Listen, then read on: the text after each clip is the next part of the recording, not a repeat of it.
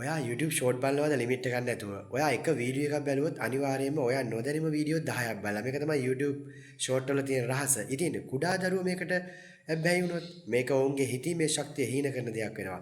ඉතින් ඔන්න YouTube සමාගමෙම මේ ෂෝට් වලට ඩේලි ලිමිට් එකක් හදාගන්නේ කොහොමද කියලා දීලා තියෙනවා.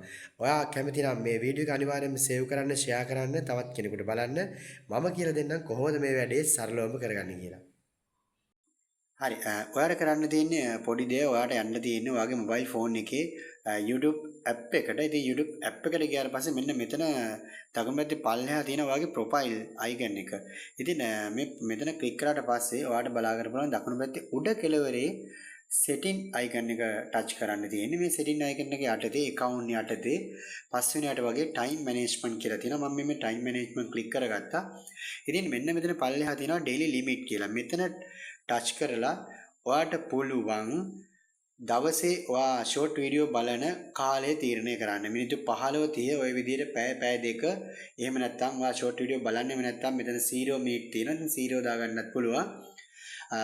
ඉතින් මේ ඔයා ලබා දුන කාලයත් එක්ක ඔයාට ෂෝට් වීඩියෝ බලනකොට කාලය ඉවර වෙනකොට මැසේජ් එකකින් මතක් කරනවා. ඉතින් මේ මැසේජ් එකත් එක්ක ඔයාට පුළුවන් ඔයාගේ daily time management එක හදාගන්න. ඉතින් ඔයා මේක 0 දාලා තිබ්බොත් කුඩා දරුවෙකුට ෂෝට් වීඩියෝ බලද්දි මේ මැසේජ් එක දාපු සැනින්ම ෂෝට් වීඩියෝ බලපු සැනින්ම මැසේජ් එකක් එනවා. එහෙම නැත්නම් මිනිත්තු 15 දැමුණු මිනිත්තු 15කට පස්සේ මැසේජ් එකක් එනවා. ඉතින් මේ විදිහට මම පෙන්නන්නම් ඔයාලට බැක් කරලා. right මම